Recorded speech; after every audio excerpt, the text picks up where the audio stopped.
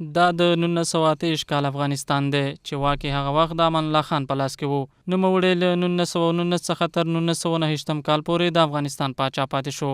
امان الله خان خپل اثر د تورې نه بلکې د قلم اثر باله او هڅه یې کوله چې یوه پرمختللې او په عصري وسایلو سمباله ټولنه رامنځته کړي. د همدې هدف لپاره نوموړی د خپلې مېرمنې او یو دولتي پلاوي سره یو ځای اروپا ته حرکت وکړ. امان الله خان په دغه سفر کې د یو شمېر هیوادونو سره ښوونیز او اقتصادي تړونونه هم لاسلیک کړل.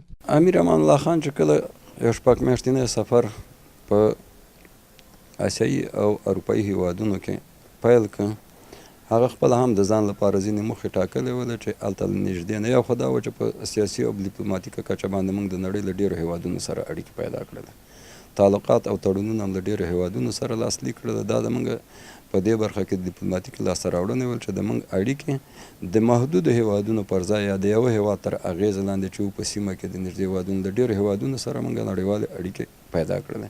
له دې سفر وروسته امان الله خان په هیواد کې ښوونې او روزنې ته زیاته پاملرنه راواړوله او یو شمېر زده کوونکي بهرنۍ هیوادونو ته واستول. کله چې غازي امان الله خان راستون شو، د هیواد د پرمختګ په خاطر باندې د تعلیم د کچې د لوړوالي لپاره چې تر څو پورې با تجربه شخصیتونه بیرته له هغه ځایونو نه راستانه شي او د هیواد د پرمختګ او پراختیا لپاره اغېزمن تمام شي، ځینې سکالرشپونه بورسونه اوږدمهاله او لنډمهاله له ځان سره راوړله چې په هغې کې خلک ولېږل او د دې په ترڅنګ په هیواد کې د تعلیم او تربیې ته توجه وکوله چې د ښوونځیو د جوړولو او ان تر دې پورې چې په ژورنالیستیک او فرهنګي لحاظ کې مختلفو ورځپاڼو او راډیوګانو هغه ته انکشاف ورکړ. د یادونې وړ ده چې د څه باندې شپږ میاشتې سفر وروسته د غازي امان الله خان په مشرۍ افغان پلاوی د جون په 20 هیواد ته راستون شو.